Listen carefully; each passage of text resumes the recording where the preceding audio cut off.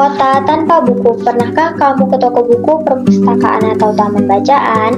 Tidakkah kau merasa istimewa ketika berada di dalamnya? Di sekelilingmu ada berbagai toko dari dunia nyata, hayal, tempat yang pernah kau kunjungi dan yang belum. Informasi dan cerita dari masa lalu, masa kini, dan masa depan. Semua berpadu, semua berada dalam genggamanmu. Saat berada di antara buku, tidakkah kau merasa menjadi raja dan ratu? Ruang dan waktu seolah menyatu tanpa batas. Kau bisa terbang, melintasi sekat negara, dan melewati berbagai zaman.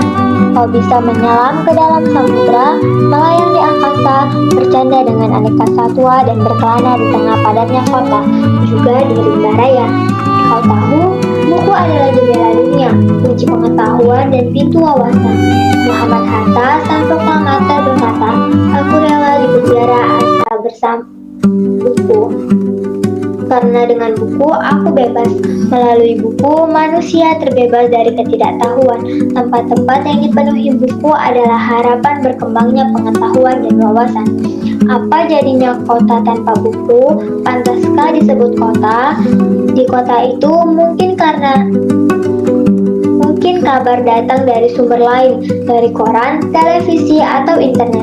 Mungkin informasi dan cerita datang dari nenek moyang, bagai dongeng-dongeng sebelum tidur.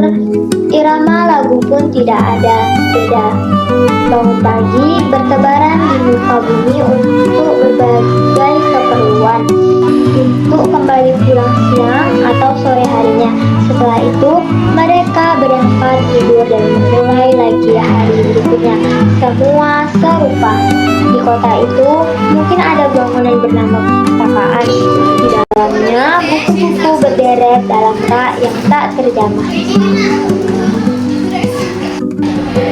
Tiada tangan meraih dan membuka halaman demi sukacita. Mungkin juga ada tumpukan buku di sudut sekolah yang sepi dan berdebu, jarang dikunjungi, jarang dibaca.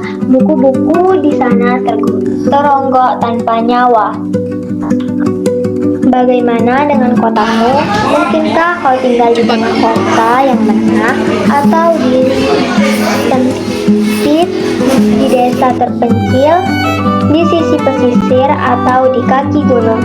Adakah perpustakaan, taman bacaan, atau toko buku di dekat rumahmu? Jika ada, apakah tempat itu menjadi wadah berkumpulnya anak-anak dan warga, menjadi pusat berkembangnya warga dan pengetahuan, atau hanya menjadi pajangan? Maukah kau menjadi orang yang menghidupkannya?